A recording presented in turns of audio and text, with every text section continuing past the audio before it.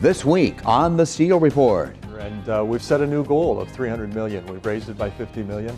Our goal is to reach that by the year 2026 when we celebrate our 150th anniversary. Our Tomorrow, the campaign for UNI, sets its sights even higher after surpassing its original goal. And our program begins right now. Now from KWWL, this is the Steel Report. And welcome to this week's edition of the Steel Report. We've been talking a lot about Our Tomorrow, the campaign for UNI. We have President Nook, Jim Jermeyer, here today to talk about where we are in this campaign. And President Nook, I'm going to let you start right away because you kind of blew the original goal out of the water. Tell us what's going on with the new goal. Yeah, we went past the goal on about the 15th of December this past year, and we've set a new goal of $300 million. We've raised it by $50 million. Our goal is to reach that by the year 2026 when we celebrate our 150th anniversary. I would be remiss not to say congratulations. You just had an anniversary on February 1st. 7 years already. 7 years. It's hard to believe. I was going to say, do you think you'd make it that long? Yeah, I was hoping, but you never really know in these jobs. I think that's a testament to the work that you're doing. That 7 you. years is, it's a pretty extended period of time. Jim, you're the Vice President for University Advancement. That means you are in charge of this development, and you're also the President of the UNI Foundation. Yeah. You must be extremely happy with the people that you work with, that have done such a tremendous job. Your team is really incredible. Yeah, well, Ron, you said it's the people. And the people are the reason behind our success thus far, surpassing $250 million, nearly 2.5 years ahead of schedule.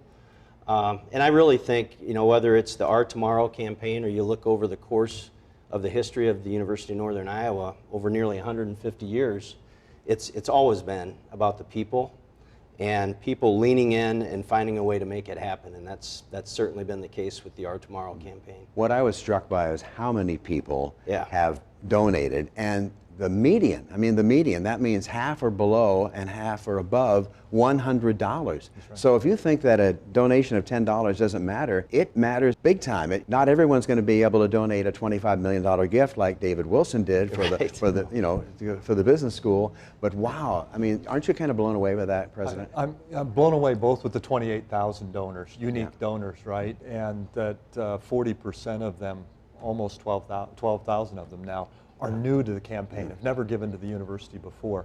But this outpouring of support for the university is really heartwarming to see, and this large number of donors. And as you said, whether it's small gifts or large gifts, they're all really important. They all help support the students. They make a difference to the way that faculty are able to interact with those students, the difference we can make as a university in the lives of our students and of the state, and especially here at the Cedar Valley. I'll let both of you talk about this, but Jim, why don't you take this first? A lot of people would say, okay, where's my money going? What's going to be happening on campus that's so vital with this now $300 million campaign? Yeah, right. And I think it speaks to the number of people who have contributed thus far, Ron. It's the vision that's been cast for the Our Tomorrow campaign, which falls under 4 main pillars. The first pillar is student access and success. So when you think about that, it's in essence what that is scholarship support for our students to have access to a world-class education. The second pillar is engaged learning opportunities. So when you think of engaged learning, things that are typically occurring outside of the classroom, undergraduate research, study away, study abroad, clinical work, that type of opportunity for our students. Then the third pillar would be our faculty support and academic program support, which has been remarkable to see the response to that area with over $90 million raised to date. And then the fourth and final pillar that the campaign has been built upon are our iconic spaces, which we've seen so much about here over the past few years with the UNI Dome renovation, the renovation of the Campanile and Campanile Plaza, and then the Gallagher Blue Dorn Performing Arts Center renovation and expansion. All of them are going extremely well, especially the scholarships and the support for students. And what really impresses me about the giving that's coming in is so much of it is focused at the students and going to be scholarship and internship support, getting them engaged in projects in the classroom and outside the classroom, and then support for the academic programs. Only about 1/3 of the dollars are actually for facilities. The rest is going to really support our faculty, our staff, our people, as we said in the beginning. So that's the important piece of it. We're doing really well on the scholarship piece, but you can never have enough of that. That's, as Jim says, it's evergreen. You always need to support these students. We've got students coming from across the state that are in need of support to be able to get their education, to be able to come to UNI and receive that education. The projects, the capital projects are coming along pretty well. We have about $500,000 left to raise on the Gallagher Blue Dorn project, about the same amount left on our project for the Applied Engineering building, in the neighborhood of $1 million left on our Campanile. And the dome is the big project, of course, trying to raise $50 million. We've got that in 3 different phases, and we're just about have everything we need for phase 1 of that renovation. One of the major improvements will be a new grand entrance on the west side of the Unidome, upscale the bathrooms and open up the corridor, the mezzanine area of the dome. So it's a little easier to move around as well in the dome. And I read something recently about courts, new courts coming to. Is that part of this 300 million? Why don't you talk a little bit about that?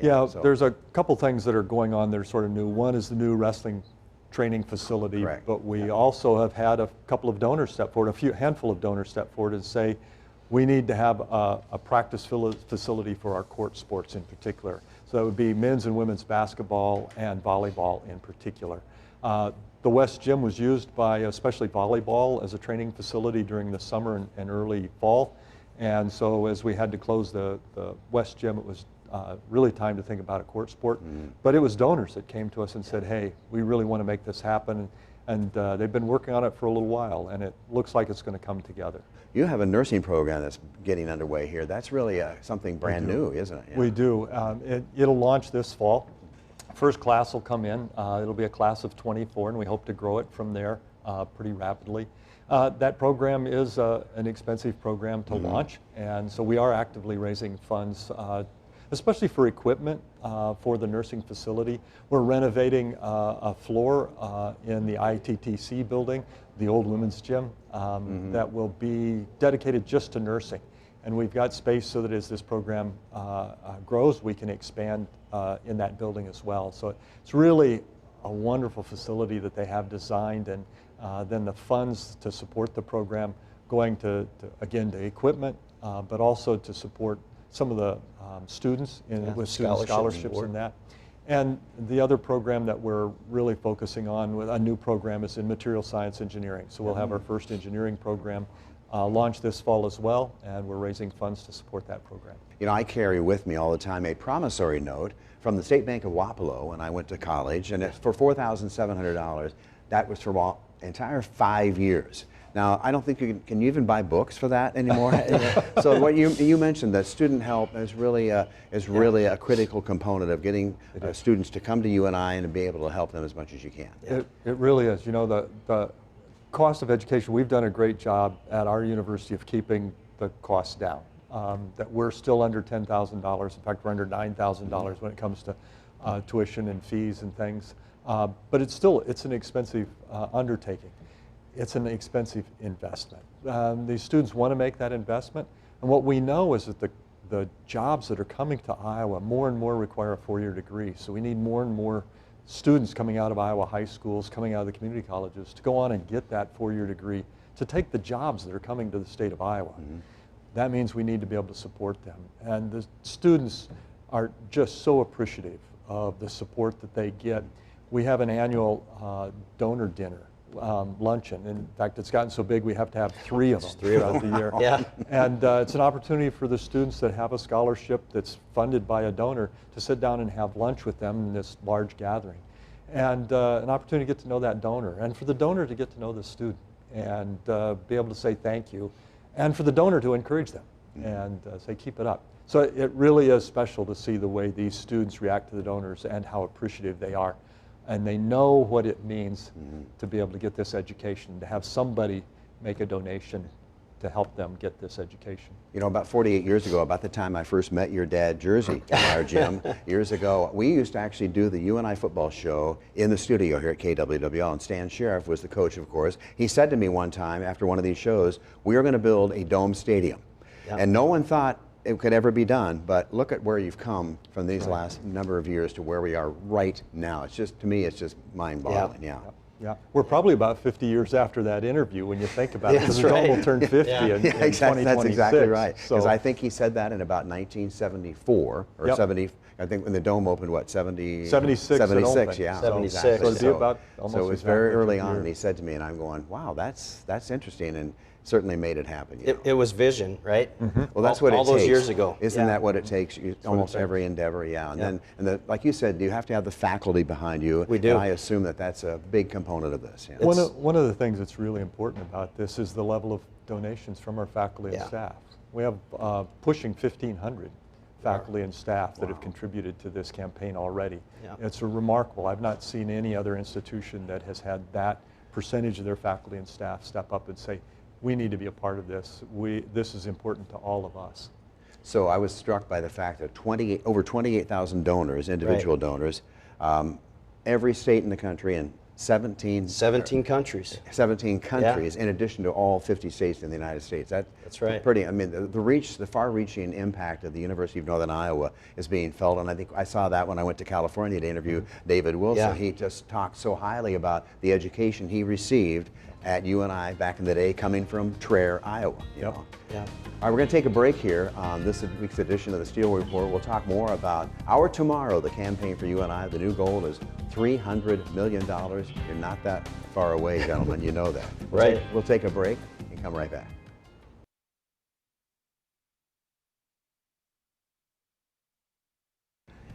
And welcome back to this week's edition of the Steel Report. We're talking about the University of Northern Iowa's largest ever capital fundraising campaign. It's underway. It's called Our Tomorrow, the campaign for UNI, with President Mark Nook and Vice President of Advancement Jim Jermeyer.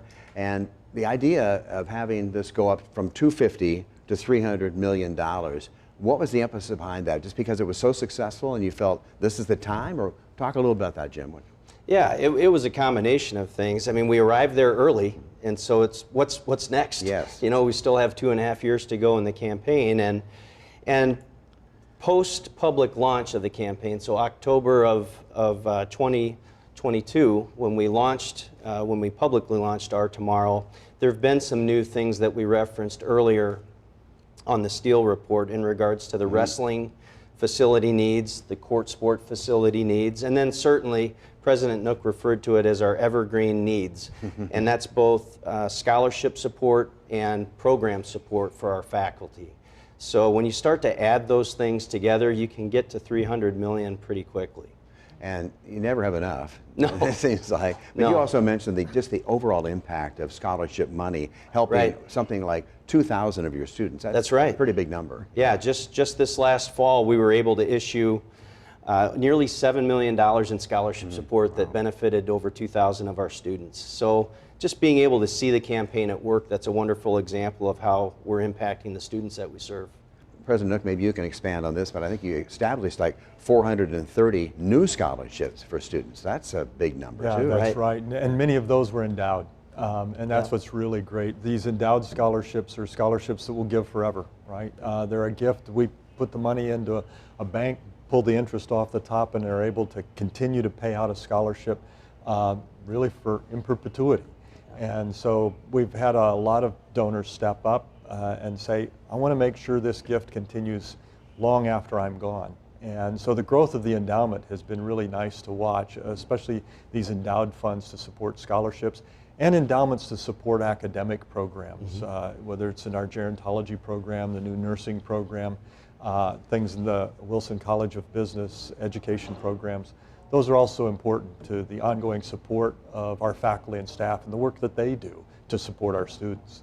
Yeah, you mentioned that gerontology. I've had Elaine Eschbaugh on my program before, and talking about the dementia house, which is on the campus up there. There's something that people really don't know anything, but it exists to help the community, doesn't it? And this is the type of thing that you're trying to do on a daily basis. One thing that really struck me is that of your donors, 40% have never donated to UNI before until this campaign. That's amazing, exactly right. just amazing. That must make you feel so incredibly proud of what you're doing. It does, and it's this gentleman to my left, President Nook. It starts, I mentioned it earlier, it starts with a vision.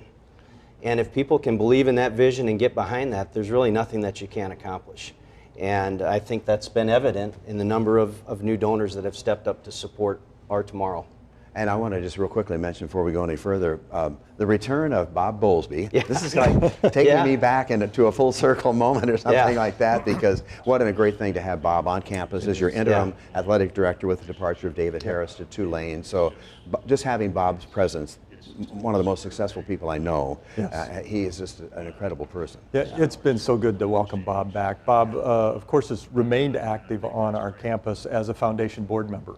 But going way back, he started out managing dome ops. He's actually the person that brought the Rolling Stones to Cedar Falls in the dome, and had to tell Stan Sheriff he couldn't practice in the dome while the Stones were setting up. But then moved on and became our athletic director, went to Iowa, and then ultimately Stanford as an athletic director, and then finally the Big 12 commissioner. And he was just excited to come back and give back. This is his home community. He grew up here in Waterloo. And he's always had a special love for this town, this community, and the University of Northern Iowa, even though he isn't an alum. He really feels like we gave him an opportunity early in his career, and that opportunity to give back, to be a part of what he sees as some very important work. It's a real joy for him, and it's a pleasure to have him back leading our athletics program, and the advice he has and the way he's rallying support for the university entirety, but especially our athletics program. So let me ask you about that, the search for a successor to David Harris, athletic director. So how long is that going to take, or are you just content to have Bob stay as long as he wants? Well, there's a lot of people that like us to have Bob stay longer than he would like. Yeah. It is an interim tag. It is an interim tag. It could be 3 years. It could go on, But the search is underway, and we do hope to have somebody in place by the end of this semester. What is the most difficult thing, though, in this day and age where a lot of people are saying, gosh, why should I go get a 4-year degree? Maybe I can go over to the community college for a couple of years and transfer my credits to UNI. And you do have some remarkable programs with the community college, like Hawkeye, for example, right? Yeah, and I think it's completely appropriate for students to start at a community college, depending on their circumstances and the academic program they want to get into. Some of them, it works real well to start at a 2-year school and then come to the University of Northern Iowa. I think the reason that people really do need to look at education beyond high school is because so many of these jobs that are coming onto the market, the jobs that are opening up, the jobs that will have some real permanence in our economy, require education beyond high school. And more of them are requiring a 4-year degree. And so it is important that students that are coming through our parochial schools, primary schools, are thinking about, after I graduate, I've got to go on and get really a 4-year degree, but many of the trades are growing as well. So 2-year education, 4-year education, keep your options open. But you've got to be looking at an education beyond high school in this economy. And the University of Northern Iowa really has the programs that fit the jobs that are opening up here in the state of Iowa that require a baccalaureate degree. Yeah, I mean, your business school, your accounting department, they're among the highest rated in the country. And like my son, he got his business degree at Iowa, got his MBA at UNI, and said, Dad, this was a really tough program. We hear that all the time from alums, and we hear it from employers, that especially in the accounting field, if their degree is from UNI, it really doesn't matter what their GPA or other things they've done. They're going to stay in that pile in the search because of the quality of the program. They know those students are going to pass that CPA exam. And we hear that in other fields as well. Whether it's in the sciences, of course in the College of Education, they're always looking for our graduates. But the sciences are the same way.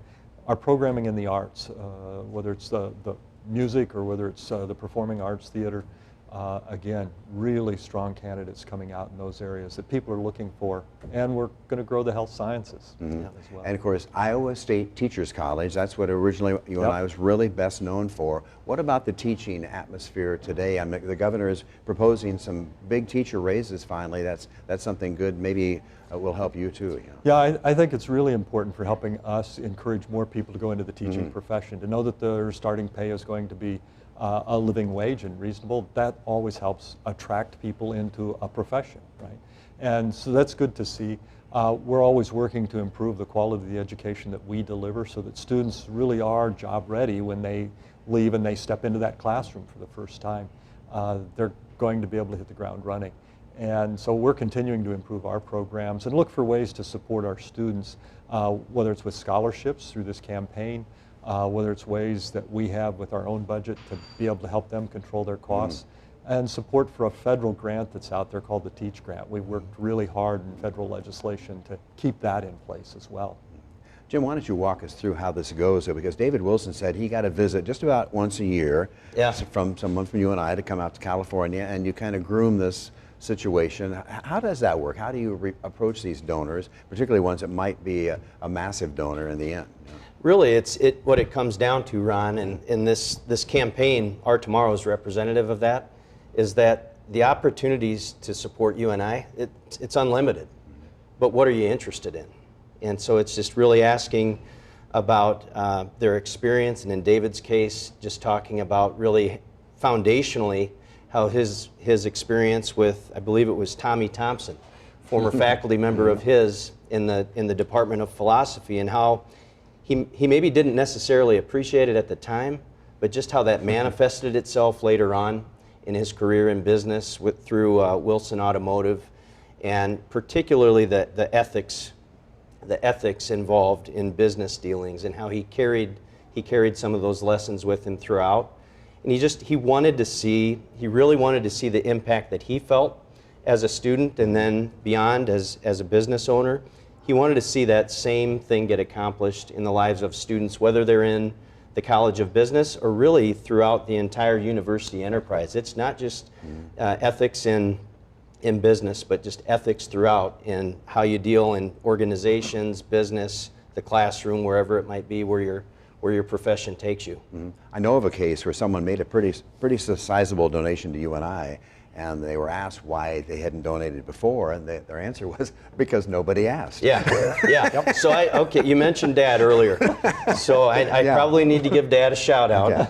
And one of the best lessons I received upon graduation, Ron, was Dad said, regardless of what you do, Jim, so long as you believe in the organization that you represent, you should never be ashamed to ask for support. And I've never been ashamed to ask for support at UNI.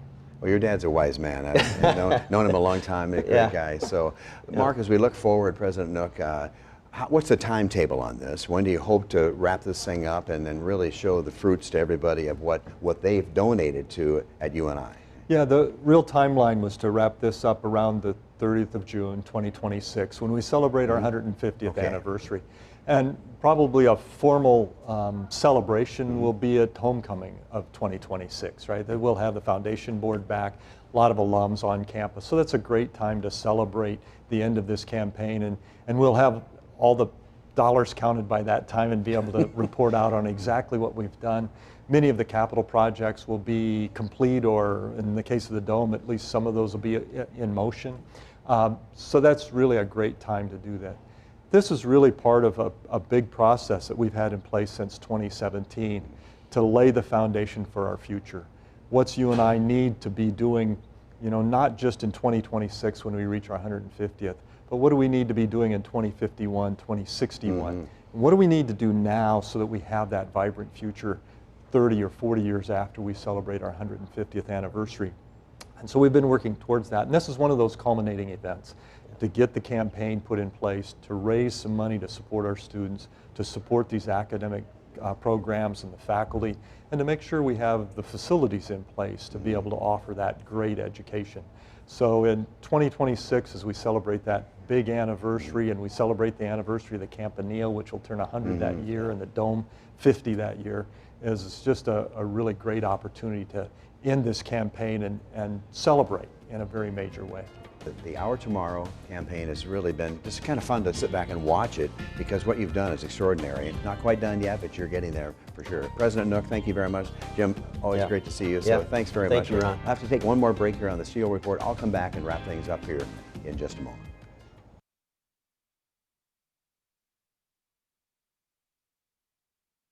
And welcome back as we wrap up this week's edition of the Steele Report. Again, a big thanks to UNI President Mark Nook and Advancement Vice President Jim Jermeyer for taking time to talk about Our Tomorrow, the campaign for UNI, the largest fundraising campaign in the history of the University of Northern Iowa. And many of you are among already the 28,000 individuals who have made a donation to the campaign so far, as Our Tomorrow will certainly be transformational for the University of Northern Iowa. That's it for this week. As always, thanks for watching.